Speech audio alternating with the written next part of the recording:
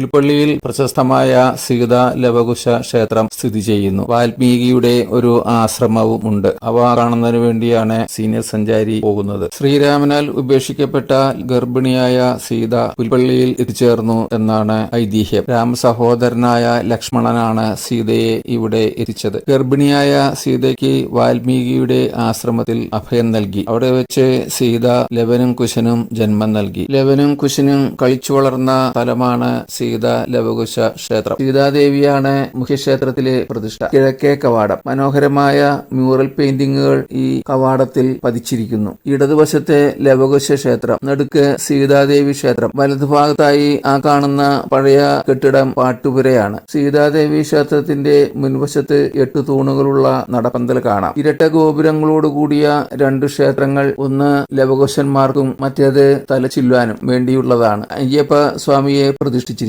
ഇവിടെയാണ് വേട്ടക്കുരുമകൻ, ഗണപതി, സുബ്രഹ്മണ്യൻ എന്നീ ദേവതകളെ പ്രതിഷ്ഠിച്ചിരിക്കുന്നത്. ക്ഷേത്രത്തിന്റെ വടക്ക് കിഴക്കേ മൂലക്കായി നാഗക്ഷേത്രത്തിന്റെ നിർമ്മാണം പുരോഗമിക്കുന്നു. മൂലദേവതയായ ചേടാറ്റിലമ്മയെ ഇവിടെ പ്രതിഷ്ഠിച്ചിരിക്കുന്നു. സീതാദേവി ക്ഷേത്രത്തിന്റെ ക്ഷേത്രകുളമാണ് ഈ കാണുന്നത്. വയനാട്ടിലെ ഏറ്റവും വലിയ ക്ഷേത്രകുളം എന്ന ഖ്യാതി ഈ കുളത്തിനുണ്ട്. വാൽമീകി ആശ്രമത്തിൽ എത്തിച്ചേർന്ന സീതാദേവി ഇവിടെ വെച്ച് ലവകുശന്മാരെ പ്രസവിക്കുകയും അവർ വളർന്ന് കൗമാരത്തിൽ എത്തിയപ്പോൾ മുനി വാൽമീകിയിൽ നിന്നും യുദ്ധമുറകൾ അഭ്യസിക്കുകയും ചെയ്തു. ശ്രീരാമൻ അശ്വമേധയാഗം നടത്തിയപ്പോൾ അതുവഴി വന്ന കുതിരയെ ലവനും കുശനും കൂടി പിടിച്ചുകെട്ടി. കുതിരയെ കാണാഞ്ഞ് ശ്രീരാമൻ അന്വേഷിച്ചു വന്നപ്പോൾ വാൽമീകി ആശ്രമത്തിൽ വെച്ച് സീതയെ കണ്ടുമുട്ടി. സീതയെ അയോധ്യയിലേക്ക് കൂട്ടിക്കൊണ്ടുപോകുന്നതിന് ശ്രീരാമൻ ആഗ്രഹം പ്രകടിപ്പിച്ചുവെങ്കിലും സീത ലവകുശന്മാരെ രാമനെ ഏൽപ്പിച്ച് ഭൂമിയിലേക്ക് തന്റെ അമ്മയുടെ അടുത്തേക്ക് അന്തർധാനം ചെയ്യുകയാണുണ്ടായത്. അങ്ങനെ ഭൂമി പിളർന്ന് പോകുന്ന വഴിക്ക് ശ്രീരാമൻ സീത പോകാതിരിക്കുന്നതിന് വേണ്ടി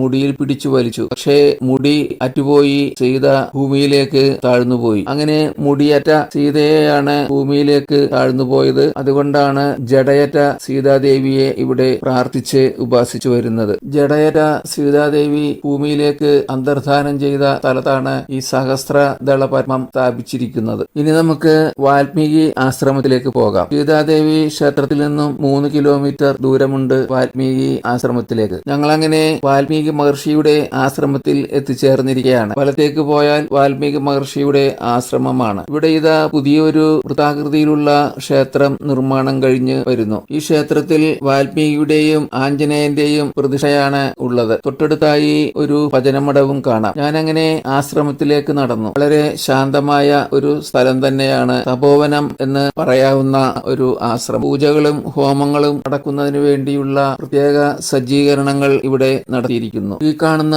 കുടിൽ ദർഭപ്പുല്ലുകൊണ്ട് മേഞ്ഞതാണ്. താഴെ ചാണകം മെഴുകിയിരിക്കുന്നു. ഗർഭിണിയായ സീതാദേവിക്ക് പ്രസവവേദന അടുത്തപ്പോൾ ദേവിക്ക് പ്രസവിക്കുന്നതിന് വേണ്ടി മാടപ്പിള്ളി വനവാസികൾ ദർഭപ്പുല്ലുകൊണ്ട് നിർമ്മിച്ച ഈറ്റില്ലമാണത്. ലവകുശന്മാർ ദർഭപ്പുല്ലിലാണ് പള്ളി ഉറങ്ങിയിരുന്നത്. അതുകൊണ്ടാണ് ഈ പ്രദേശത്തിന് പുൽപ്പള്ളി എന്ന പേര് വീണത്. ഈ കാണുന്നത് ഒരു മന്ദാരമരമാണ്. ഈ മന്ദാരമരത്തിൽ എപ്പോൾ നോക്കിയാലും 2 പുഷ്പങ്ങൾ ഏറ്റവും മിനിമം ഉണ്ടായിരിക്കും. അത് ലവകുശന്മാരെ പ്രതിനിധാനം ചെയ്യുന്നു. ഇവിടെ നിന്നും ഇടത്തോട്ട് പോയാൽ വാൽമീകി മഹർഷി തപസ് ചെയ്തിരുന്ന മുനിപ്പാറയിൽ എത്തിച്ചേരും. അങ്ങനെ പുൽപ്പള്ളി സീതാ ലവകുശ ക്ഷേത്രത്തിലെ കാഴ്ചകളും വാൽമീകിയുടെ ആശ്രമ കാഴ്ചകളും കണ്ട് സീനിയർ സഞ്ചാരി മറ്റൊരു ക്ഷേത്ര കാഴ്ചകൾക്ക് വേണ്ടി യാത്ര തുടരുകയാണ്.